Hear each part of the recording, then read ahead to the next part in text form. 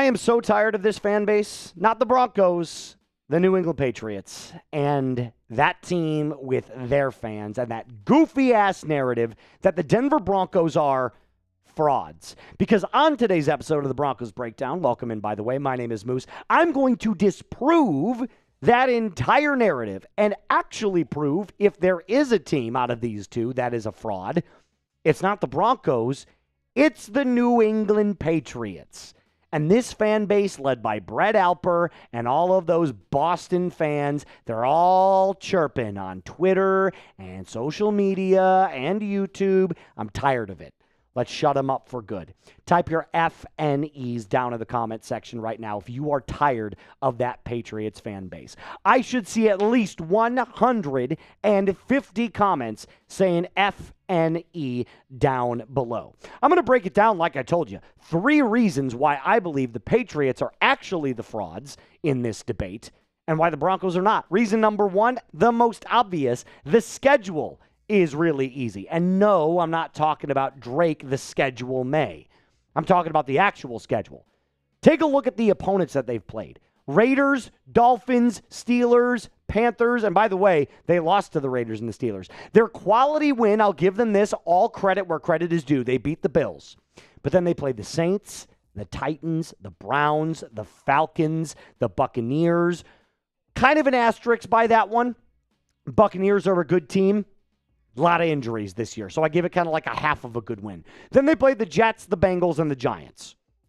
So out of all the 13 games that the Patriots have played, they've got 2 quality wins. That's it. Just 2. The Buffalo Bills, like I told you, and that's a very good win. I'll give them full credit for that. And the Tampa Bay Buccaneers, which is kind of like a half win. Like I said, they were missing like 5 or 6 starters during that game. And they didn't have their number 1 running back. They didn't have Mike Evans either.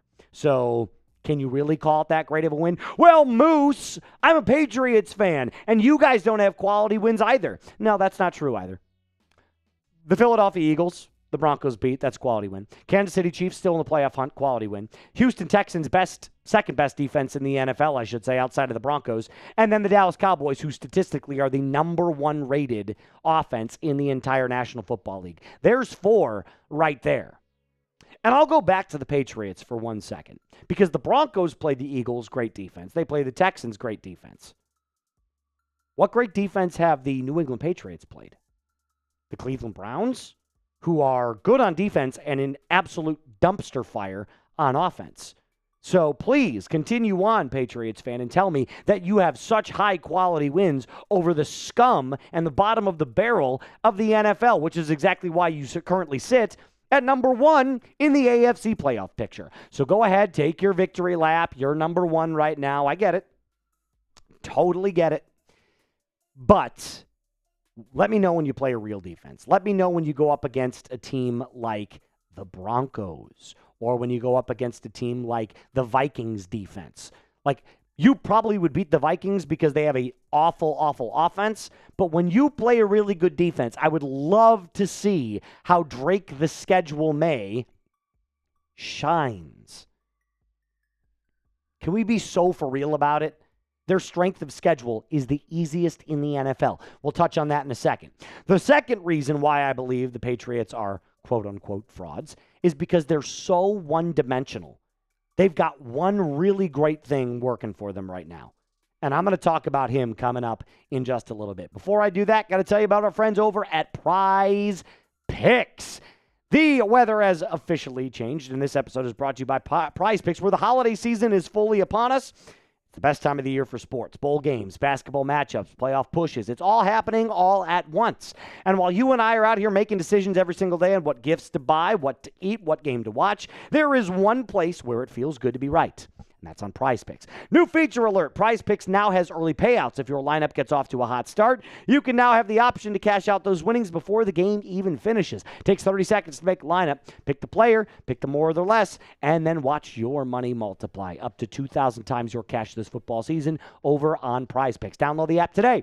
Use code CLNS to get $50 in lineups after you play your first $5 lineup.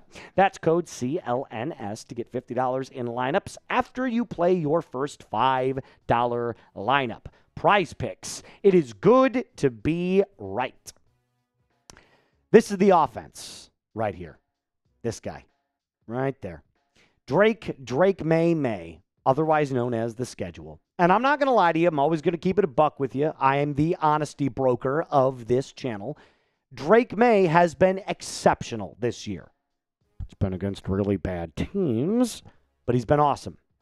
Completion percentage of over 70%, 3,400 yards passing, 23 touchdowns, 6 picks, and a passer rating of damn near 112. He easily has a case right now, based on the numbers alone, for MVP. But remember I said this is proving why the Patriots are frauds. And the reason I say they're frauds is because of that one-dimensionalness. On paper and on their depth chart, there's a lot of talent in the running back room. Ramondre Stevenson, Travion Henderson. But Ramondre Stevenson has a fumbling problem, and Travion Henderson can't block and is a big play, boom or bust running back. Want me to prove it? Here you go. The Patriots currently average 0.8 yards before contact per rush. That's 30th in the NFL, meaning anytime that they take a handoff, before they get hit, they average 0.8 yards. That's brutal. That's among the worst, like the Raiders. It goes further than that, though. Their offensive line isn't good either. Their pressure rate allowed is 25th in the NFL at 38.8%. Their offensive rush stuff rate, which means allowing defenses to stuff your run, 24th in the league. And despite all of that, they're tied for third in explosive play rate, which tells you one thing. It's all Drake May. They're Drake May dependent. They have not played a team worth a damn all season. So you put a little pressure on the Pats. They have not faced any adversity. Not like the Broncos, who against the Giants, granted, were down 32-0 or 30-0, whatever it was, and then scored 33 points unanswered in the fourth. This isn't hard to figure out. 2 + 2 is 4. We learned that in second grade. They are a one-dimensional offense. Drake May's spectacular.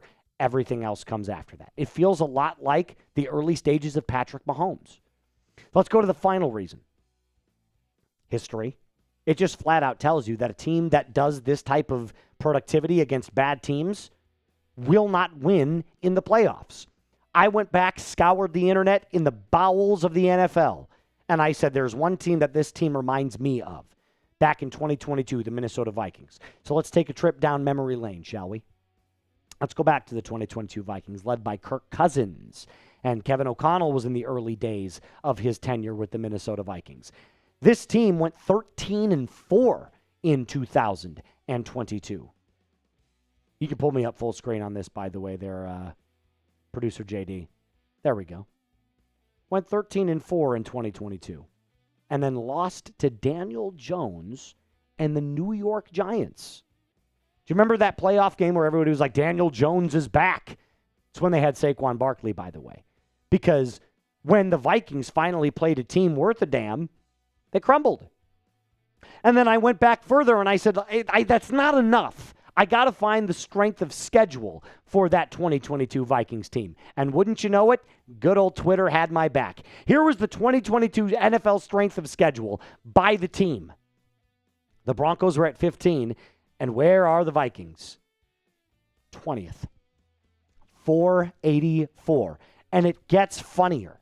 In 2025, the New England Patriots, I know that this is tough to see, based off of the numbers alone, have the easiest schedule remaining for the, and it's not close. Like, just look at it. It's crazy how easy their schedule is. They play the Jets twice. They play the Dolphins twice. They've played the Titans and the Browns and the Saints. Give me a break. Those 5 right there are just laughable.